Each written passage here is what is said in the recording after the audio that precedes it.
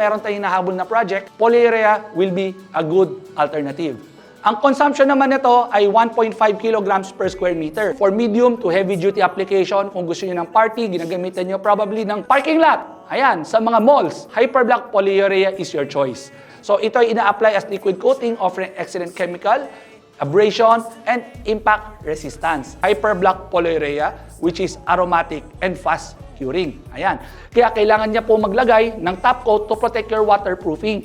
Hindi ibig sabihin, pangit yung product. Pwede lang siya mangilaw pero hindi nagbabago ang kanyang mechanical properties. Since gagamitin mo to for heavy duty and medium application, we would recommend using cloth P60 to reinforce your waterproofing and lagyan nyo ng top coat again using Floortex Shield to protect your waterproofing. Another product na tumatagal ng 10 years is Hyperblock polyurea.